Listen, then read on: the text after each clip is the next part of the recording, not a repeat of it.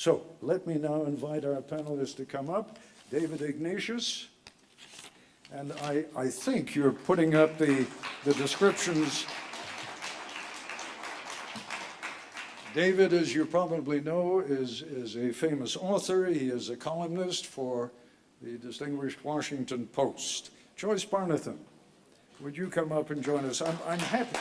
Joyce is the president of the International Center for Journalists. Far more important, however, is she is the daughter of a former ABC executive who was a dear friend of mine. And Joyce, it's a delight to welcome you here in this role. And finally, Christina Lamb, I don't think is with us. Is that correct? She was not able to make it. Steve Kirchen, whom I will refer to, as others do, as Kirk. You are looking at the man who generated the Spotlight team at the Boston Globe. Now, how many of you can put two and two together and realize Spotlight is the movie that won the Academy Award this year, and justifiably so?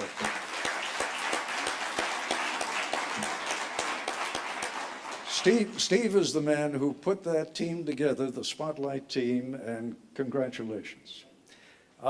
I'm going to stay up here because I have more authority when I'm standing up. And I'm going to keep you all brief because I want to hear from you many times, and then we'll get to the audience and let them take a few whacks at us. Joyce, I know you disagree with some of what I've said, maybe much of what I've said, possibly all of what I've said. Go for it. Yes, I do disagree with a lot of what you've said. Good. Have a lively debate here. But I don't think we're in a period of decline. I think we're in the middle of a revolution. And I think that the potential for doing blockbuster news couldn't be greater now. And the old networks and legacy media are struggling. Yes, there are financial issues. How are we going to fund good journalism? All very important questions. But that said, just look at what happened a couple of weeks ago. We had 400 investigative journalists work on a project for a year to to expose the Panama Papers. We have never seen a collaborative effort like this before. Rulers from Iceland to leaders here in Armenia have felt the impact of that investigative piece, and it's not over yet. And these are all independent, investigative journalism units, thankfully funded by foundations, and I have to give a nod to the Knight Foundation, Gates Foundation, Open Society, and others who help fund these efforts. But these are incredibly important efforts, and they are bearing fruit. And I guess, I don't want to go on and on about this, but I do think that we have a new ecosystem now. The breaking news is no longer in the hands of ABC or CBS or NBC. Citizens break news. Citizens are the ones that are usually there on the scene to see what's happening. We need the journalists, and of course we need the great journalists who can come in and analyze and explain and probe. But breaking news is a different story right now. So we have a new relationship with our citizenry in which we can actually use them as sources. Yes, you have to verify. There are lots of different issues, but it's a whole different, we're in a different ballgame, and we have to figure out how we use all those pieces to do great journalism. Kirk, for all the, and what you say, Joyce, is undeniable, but for all the great stories that have been broken, and I'll come back to you in a couple of minutes so you have a chance to think about it. Tell me about 4 or 5 other great stories that have been broken by similar groups. Who are the trusted media authority figures, Kirk, these days? Because it sure as hell ain't us anymore. Well, I think Joyce has got you so far on this argument. I like the idea of citizen journalists. Pull that mic in a little closer to you. I like the idea of citizen journalists because we, at the local level, which was where I spent my career for much of for my employment at the Globe, we depended on people who believed in the power of the press, the integrity of the press, the fairness of the press, and the thoroughness of the press to pick up the phone and call us. We didn't get the stories we got, whether it was about City Hall, State House, federal government, or the Catholic Church. That did not come from authorities. The authorities want to have nothing to do with us. The authorities want to give out the same drivel of good news and success and enterprise. It wasn't so.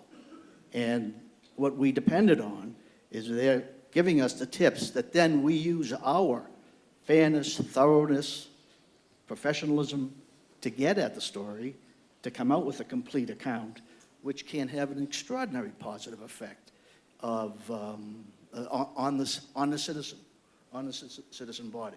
All right. And that to me is that where we're headed on the international? I hope so. I hope so. I hope we're not fighting to break news anymore. Let the news be broken by, as it was with the finding of bin Laden. David, via Twitter. hold on one second. Joyce, you wanted to come back. Go ahead. Well, I just wanted to, I agree, and I just wanted to say that the power of Pull that a cell... mic in. Oh, can you hear me? There you That the power of a cell phone is amazing these days, and even the most authoritarian governments cannot hide from the power of social media. I mean, years and years ago, there was a major earthquake in China, and no one saw a picture from the place in the 70s. Nobody, there was no pictures. The whole town was leveled. You have an earthquake in Sichuan, and it's all over the place. You can't hide anymore. Maybe North Korea, and there are a few exceptions here and there. But for the most part, we have this, and I don't mean to sound like a geeky person, because I'm not a geeky person. I'm a journalist, and I was a foreign correspondent. But you have the power of social media now, combined with professional journalism, is I think, incredibly exciting in this era. David Ignatius, is it 3-zip or do I have any support? Well, you know, I think I'm going to, this may be characteristic, be in the middle of this one. I think that the revolution that Joyce and Steve have both described, the world in which every person with a cell phone has a publishing platform and the ability to be a reporter or commentator. Every person with a cell phone has a TV camera and can record reality. That is very powerful. The problem is that new world of social media, of narrow band, you know, individual generators and consumers of news broke apart our news aggregators. So our mainstream media, that now is a phrase that usually is said in quotation marks and is a kind of mocking, critical term, but that's the world you described, Ted, where CBS, ABC, NBC had 40 foreign correspondents. We had a role in gathering and then screening, filtering the news, what you really needed to know, what was really important in the world. We tried to make good judgments about what mattered and didn't. That world's been blown apart. So now people choose the narrow casts that interest them. So if you're a Syrian social activist, it's a fact. You can get, you know, in a wonderful, miraculous way, instant images from towns where people are besieged. You can communicate with like-minded members of your opposition group.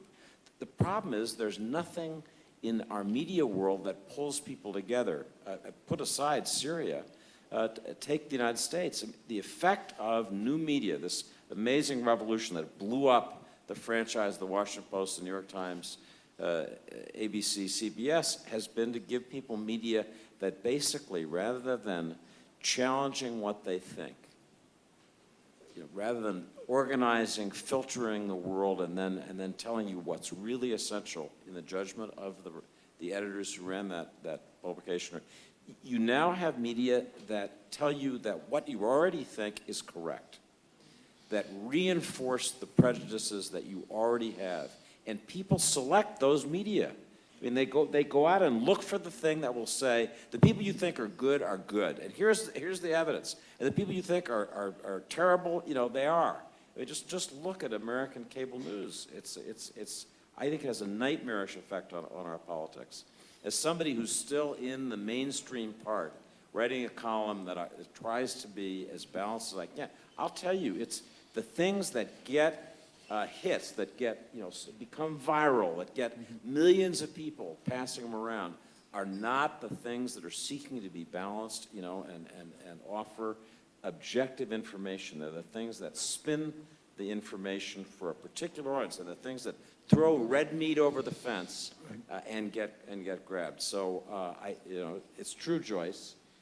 These tools are fabulous. They allow something miraculous, but they have blown up something that was also good. And I don't like the way in which people are using these tools to reinforce what their prejudices. Let me just give you a quick statistic to confirm what David Ignatius was just talking about.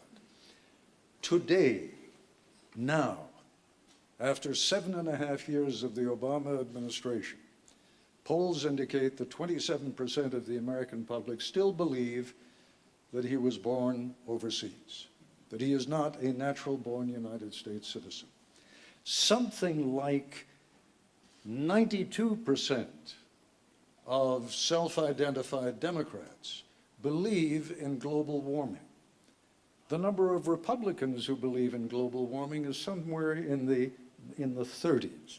In other words, this notion of looking to media, and this goes back to a time when Rupert Murdoch created the Fox network so that there would be a little more conservative coverage out there. It succeeded beyond his wildest expectations. Fox makes about $1.5 billion a year. MSNBC decided that it would do the same thing on the other end of the political spectrum because it was good business. We have all these echo chambers out there right now, but my question, and I see your light on, Kirk, so I'll go to you. My question is, where is the reassuring middle ground anymore? Where are the authority figures that people can turn to and say, well, those people still tell the truth? I hesitate to tell you what the beach is going to look like after the hurricane. And I don't think, from my perspective, that's really my job to worry about down the road.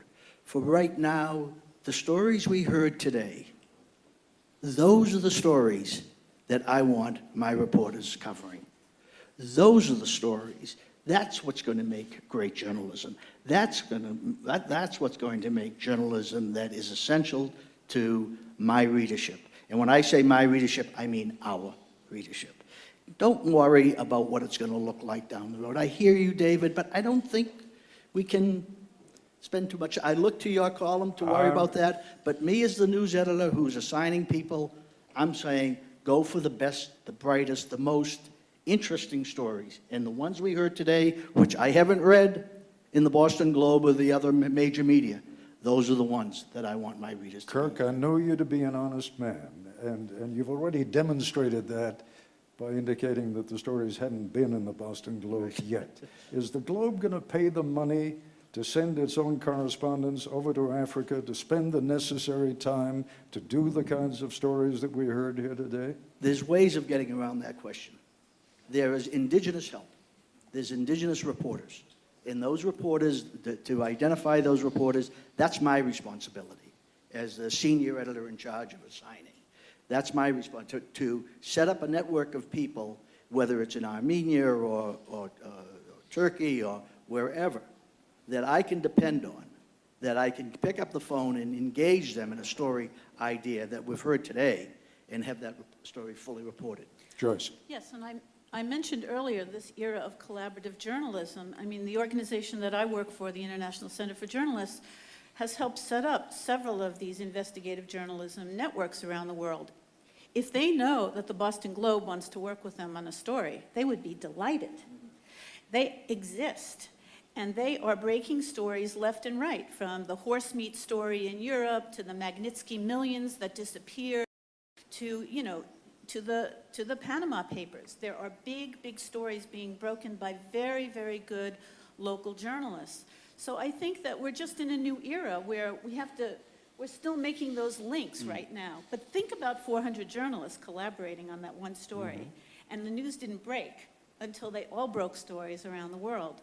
It's pretty phenomenal, interesting new model. All right, we're here today to talk about the role that journalism is playing, can play in the future, to draw people's attention to and ultimately engage their efforts behind some of the worst inhumanities around the world. My question to you is, I know what the answer is on television. How many of those stories are going to get on the air? This many. This many. Because they don't draw flies.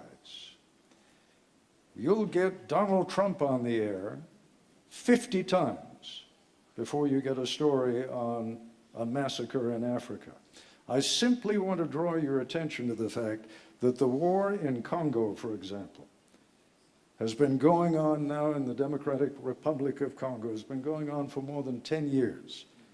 More than 5 million people have died in that war. How often has that been on the front page of the Boston Globe?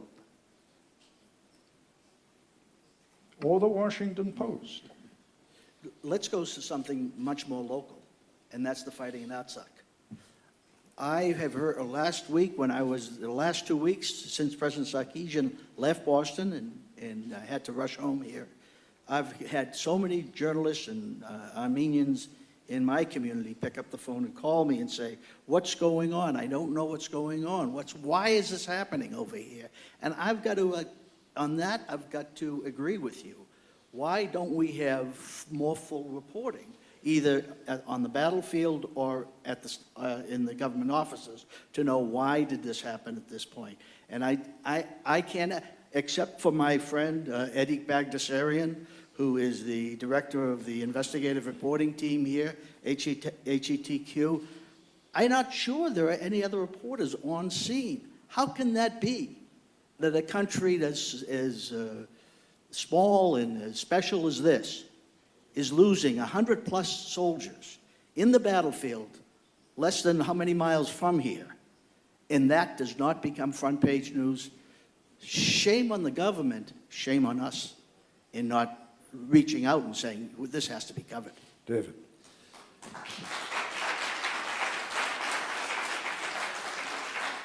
The recent fighting in Karabakh is an example of a general problem that I think is really scary, which is that we live in what I sometimes call an embedded world, where covering conflicts has become more dangerous as weapons have become more powerful. And the kinds of things that I used to do as a foreign correspondent, where I felt I had an implicit white flag covering the Lebanese Civil War. I could go back and forth across the Green Line. You know, there were a few snipers, but you could get back and forth, and each side would want to see you and want to talk to you and would want to, you know, tell you its view because they wanted to get in at that time, the Wall Street Journal. Today, they have their own ways of telling their stories directly through social media and of spinning their stories and using information as a weapon. I mean, you know, we live in a world where Russia is mastering the use of modern communications as a weapon to achieve its national interests. And it is being emulated, I think, by governments all over the place. And our ability as independent journalists to resist that and tell people what the objective facts are in a world where there's one country has one version, or one militia has one version, and another has another. What's the truth? Our ability to make that judgment and be believed is disappearing.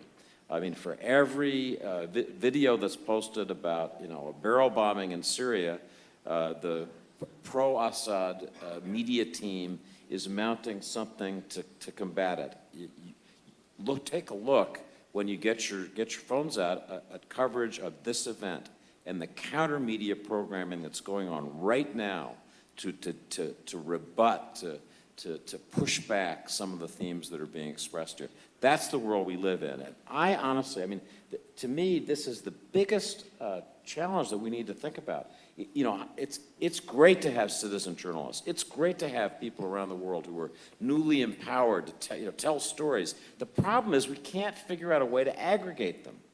You know, we can't figure out a way for there to be an objective, believed, verifiable reality on which decisions are made, action is taken, and I see that getting worse, not better. Joyce, about 40 or 50 years ago, there was a social scientist by the name of Wilbur Schramm who came up with the term gatekeeper. And by gatekeepers back 50 years ago, he meant the New York Times, the networks. In other words, these were the reliable authority figures through which or through whom all information had to pass. I'm not suggesting that those were the golden days, but respond to what David was talking about. The danger of unfiltered information, which does come across the social media all too easily without anyone sitting there, without an editor. I've never worked without an editor. I like to think I'm a pretty careful reporter, and I check my sources.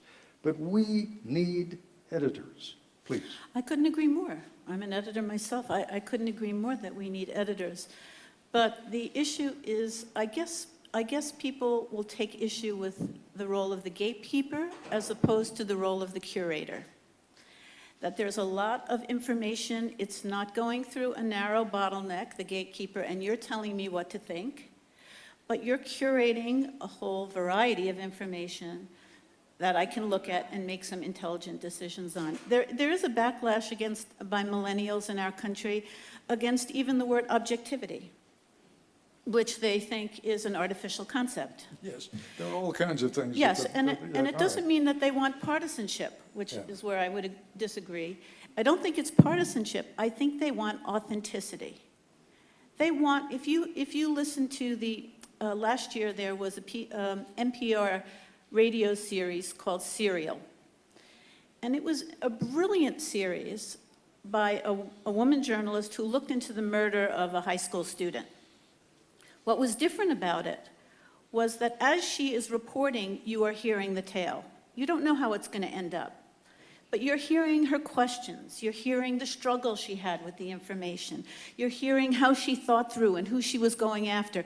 And that kind of authentic probing is all of what we journalists always do. It's just making our process more transparent, and then we get more credibility. So I just think it's a different. It's not that, I do think that there are distortions in the market. I do think that people get rewarded by having more clicks on superficial things than on substantive David Ignatius columns. I agree. But I think that, I actually proposed at a conference I was at recently, we should start up a freaking ad agency that understands what quality news is so that we can put the advertisers with the quality eyeballs and not with the frivolous Kim Kardashian, whatever. But I do want to go. This is the wrong place to be knocking the Kardashians. I'm sorry. She's us. Okay, I'll take. Sorry. Okay, Jennifer Lopez. She's from the Bronx, and so am I.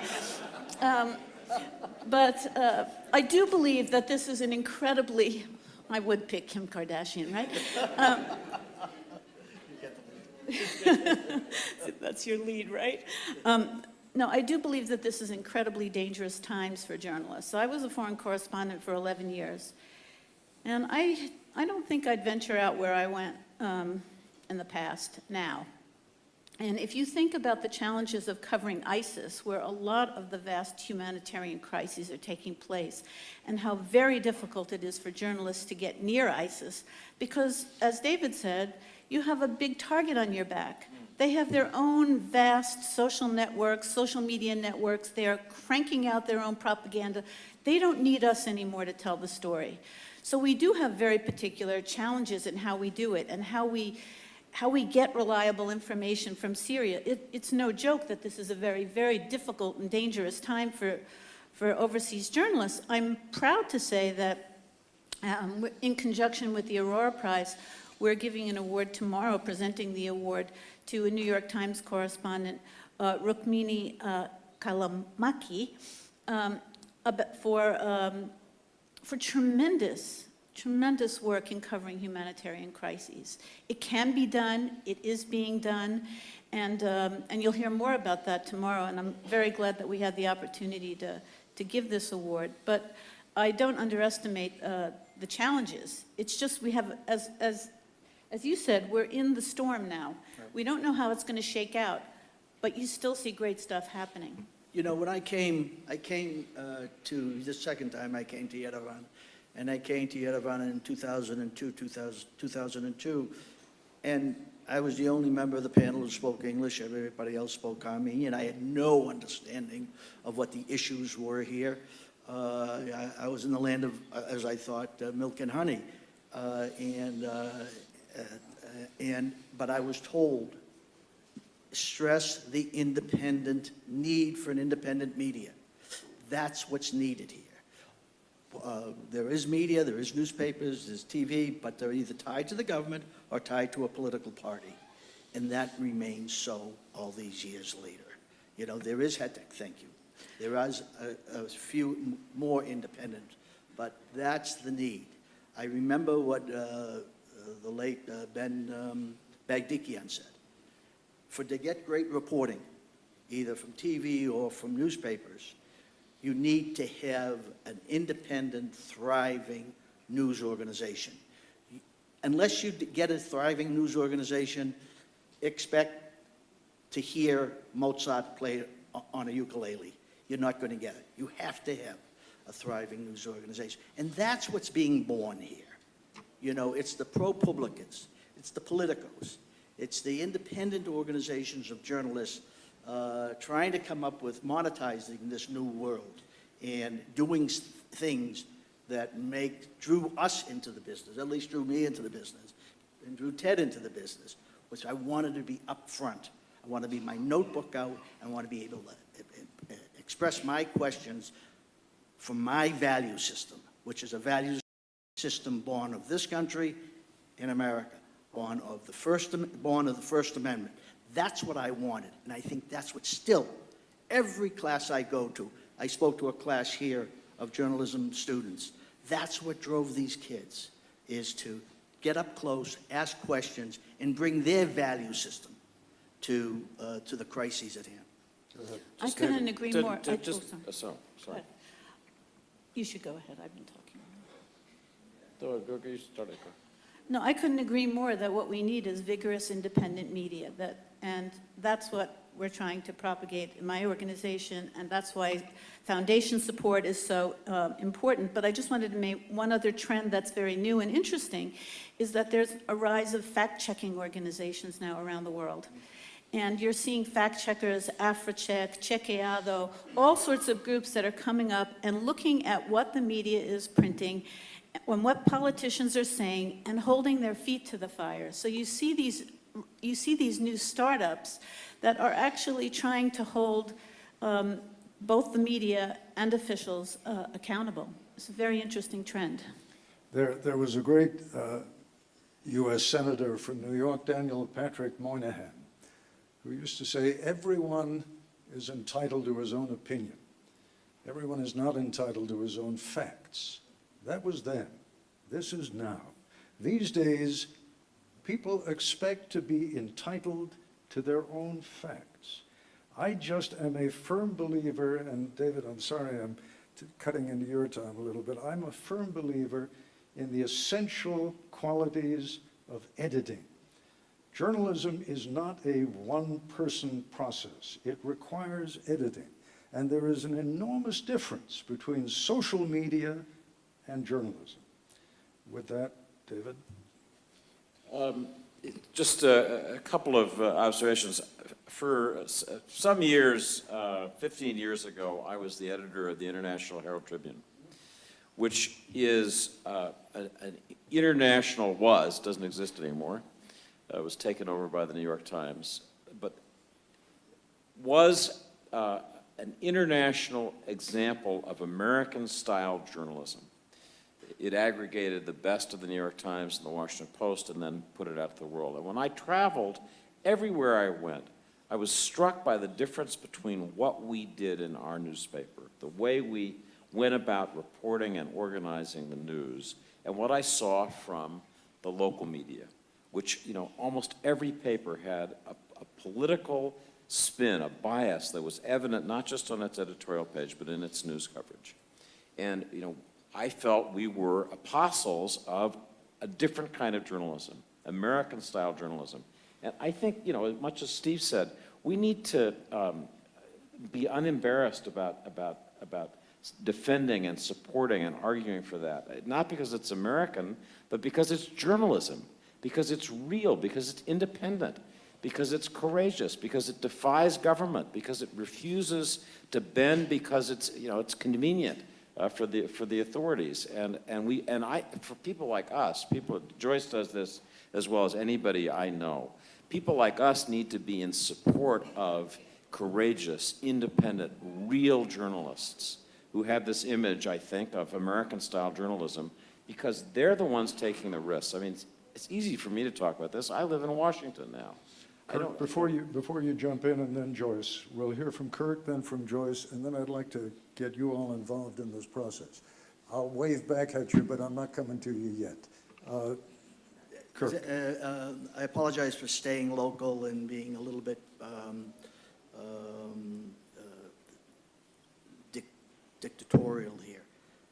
This is what David just said is important for here, for this city, for this country. For the leadership of this country to understand that a free press is a pillar of the American democracy, and it only enhances the credibility and the power of this country. That has to be understood and observed, because only that way are you going to get 3 million or 30 million or 300 million, as it is in the United States, people believing in the quality, the integrity of your leadership. Otherwise, it's not going to happen. And no matter how much repression or fooling the public you try to do, you're not going to enhance and build and establish a democracy that works. It's happening here. It's so important for this country and this leadership to understand that. Yeah, I couldn't agree more with that. And I think that if when you can make a case for any aid policy, whether it's health, the environment, you name it, humanitarian crises, if you have an independent media that is fully functioning, you are more likely to achieve your goals than if you don't. And I know I'm the Pollyanna on the panel here, but I do see enormous potential here. And one of the things I wanted to talk about on the positive side was the fact that we have tools now to be able to engage audiences in very positive ways, as opposed to all the horrible stuff that may go out on social media, as David talked about. We have you saw that in the Washington Post piece recently that won the Pulitzer. We have the ability to, in this new era of data journalism, to take the data and bring the story down to me, to one. Here's the elections, and here's what happened in the elections. How did my community vote? I can find out. In Nigeria, in Kenya, there's a very good newspaper there that has a portal called Dodgy Doctors. You can go on that portal, you can put your doctor's name in, and you can find out if he's licensed to practice medicine, which is huge.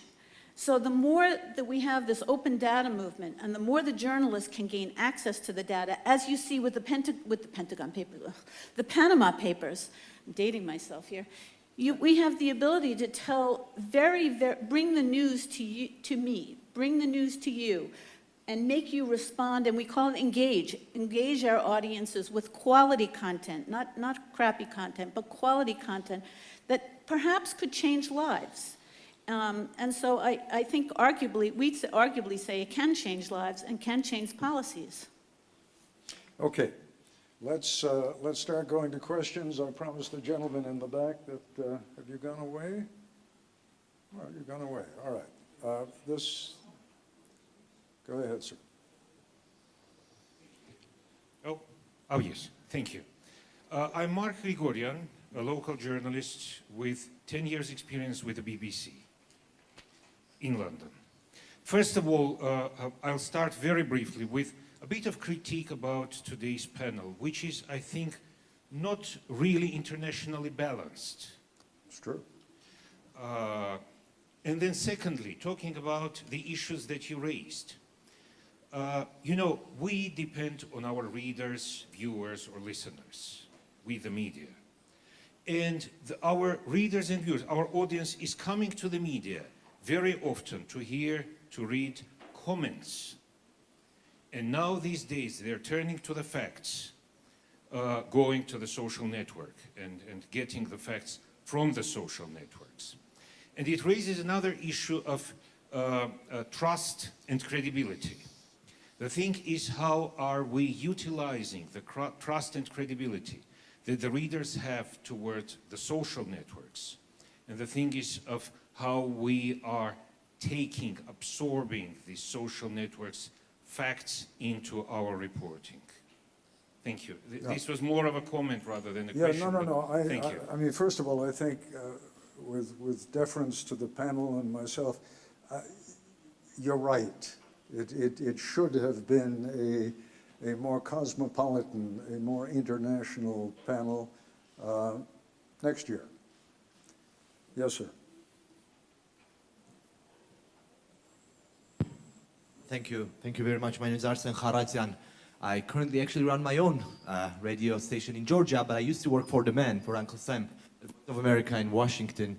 As you may know, VOA used to be one of the main and the most important sources of information for the Soviet Armenia and many other Soviet countries. I could remember the shortwave where my grandparents would say, shh, it's VOA now, we're going to hear what's going on. I want to talk about the stage of propaganda we are dealing with. Obviously, Voice of America is a state-funded organization with almost $1 billion budget per year. We have BBC representative who just spoke. We have now the very, I think in many ways, more successful Russian RT that is becoming more and more popular even in the US and elsewhere. Where are we and how serious is the impact, do you think, of the new state-run propaganda machines such as the above mentioned, and of course the Chinese that is coming slowly but surely.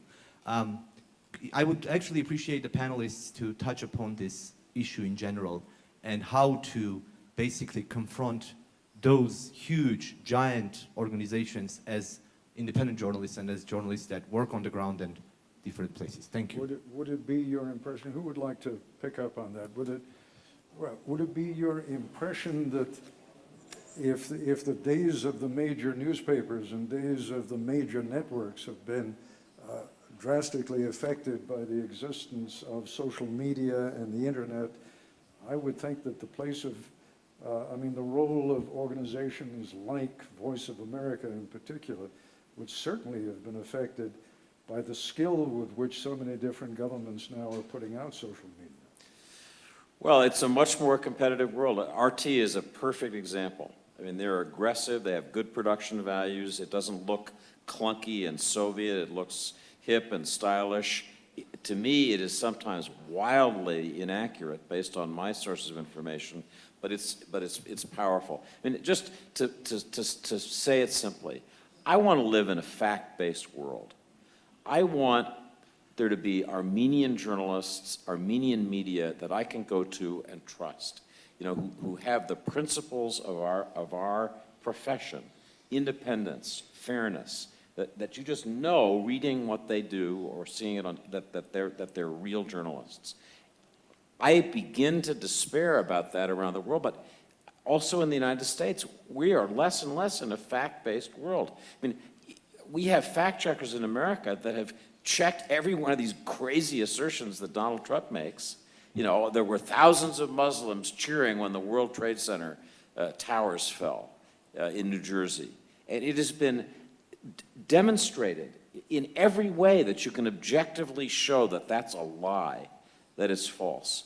And I'll tell you, there are many people who support Donald Trump who are convinced not that of the falsity of the claim, but that our conspiracy, the mainstream, it's even worse than they thought, because we've managed somehow to destroy all the video footage, because otherwise, you know, you'd find this stuff. So we want a fact-based world. You know, all I would say to the Armenian journalists in the audience is the same thing that Steve did. You know, I deeply respect your commitment to do this. Is a harder place to be a real journalist than where I work. But, you know, God bless you, and just know that you have people around the world who are just so hungry for the kinds of information that you can produce if you can do it, And we want to help you whatever way we can, organizations like Joyce's. Joyce, I'd just like to refine the question a little bit and then go to you. Donald Trump has 6 million Twitter followers. He has 7 million Facebook followers. And I believe that what he is engaged in is providing the illusion of intimacy. People actually believe that Donald Trump is communicating directly with them. So if the Washington Post or ABC or the Boston Globe says something, that's the stupid establishment. Donald told me. So talk about that in terms of it as at least a pitfall. I'm not suggesting it's... Yeah, I think in the era of authenticity, he sounds authentic. Can you pull it in a little bit? I think in the era of authenticity, he sounds authentic. I think people look at the gridlock in Washington and hear the old political sayings, and there's gridlock, nothing's getting done, there's frustration between the two parties in our country, and I think people are sick and tired of it. So somebody who's ostensibly a straight talker comes along, and, you know, keep in mind that he's our reality TV candidate, to go back to Kim Kardashian. This guy has been running The Apprentice for what, a decade? 10 years. He has been showing his management expertise to a global audience for a long time. So there's other things behind the Donald Trump message that people are finding attractive. I'm not saying this is a good trend. I want to talk about, just because I know that this is a pitfall, and it is a problem. Let me go back to the question of the Armenian journalist here. There also are people in your audience who don't buy what the state-run TV is saying. They know that it's not authentic. Your audience, people, maybe everybody's in this brainwashed period, but I think you have to give your audience a little bit more credit. In Mexico, for example, there are lots of major media, but they're in the hands of wealthy and powerful people, and oftentimes they just censor news when it's not convenient. And there's a woman, Carmen Aristegui, who has her own website. She broke a big story on a radio station about the Mexican White House and corruption with the Mexican White House, which meant the establishment went against her. She and her team lost their jobs, and now she has her own website, Aristegui Noticias. She has 6 million followers, okay? 6 million followers on Twitter. So there is something going on here as well, where I don't trust the mainstream message of the oligarchs or the people who are powerful, but I am listening to this person who I think is telling me the truth. And the other thing that's happening with these collaborative journalism networks is there are networks there are organizations that can't publish because it's just too hot. They'll shut them down, they'll be endangered. But what they're doing is they're sharing with the network, and somebody's bold enough to pick it up and say, I'm going to run with it, and she does. So we have some interesting trends, counter trends going on that are promising. Forgive me, Joyce, we're down to our last couple of minutes. You know what I would like to give an opportunity to each member of the panel here to just sort of summarize a little bit. We have a lot of questions going. I, for one, will be happy to stay behind and talk to any of you who want to talk. And if any of my colleagues here want to stay behind, that's fine. but we're going to cut this off in 2 minutes, and you can all go get a drink. Could I just echo what Joyce had Please. said as a recent event here, out of the Panama Papers? With some feeling of optimism, when the Panama Papers first came out, I didn't see anyone from Armenia like I didn't see anyone from the United States. And being a member of the diaspora, had a sigh of relief. But next thing I know, I saw a flash, and there was a government official. And the reporter who sent it to me expressed it in the typical Armenian frustration about, see, nothing ever changes. But it happened. Within days, he resigned. And I sent it back to him, and I said, the tide is turning. Keep your shoulder to the charge. The tide is turning.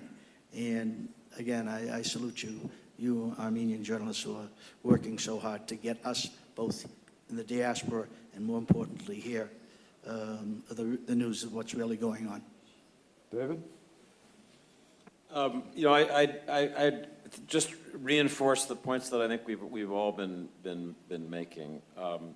It is very difficult in a place like Armenia, around the world, even increasingly in the United States, to do the profession of journalism honestly and independently. And we need to be in solidarity as we do that. Joyce describes collaborative networks, and there is a kind of ecosystem that's developing. But I think that feeling where the independent journalist in Armenia takes a risk to tell a story that's important, feels that he or she has a network of support in Armenia, but around the world, that there are people who support that, will work with her. I mean, a wonderful example to close with is my colleague Jason Rezaian. Jason Rezaian was imprisoned on a completely trumped-up charge in Iran and held there in really miserable conditions. And there was solidarity of journalists, I think, throughout the United States, but really around the world. People said this is wrong, and the pressure was part of why he was finally released. And so I hope we'll have that kind of interdependence, because it'll help you and it'll help us. Joyce? And just, I don't believe that journalists should necessarily be activists, but on this issue, journalists should be activists. Journalists should be out there making sure that other journalists around the world are protected. When they're thrown in jail on trumped-up charges, we should stand up for them. We should be partisan on this issue, because we know the value of the work that they're doing. And if we don't stand up for them, who's going to stand up for them? So I believe, we came out arguing for Jason Rezaian's freedom, and I think it's up to journalistic organizations to step up and say so. And on that note, ladies and gentlemen, please join me in thanking our distinguished panel.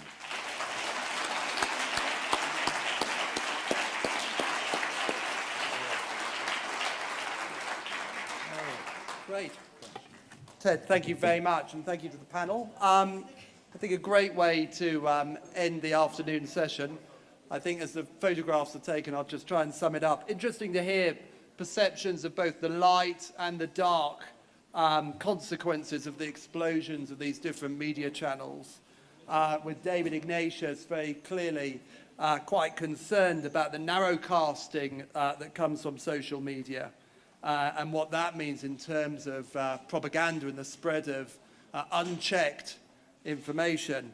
But with Joyce and Steve, much more optimistic about how social media and community and citizen journalists can have in terms of adding extra dimension to the media.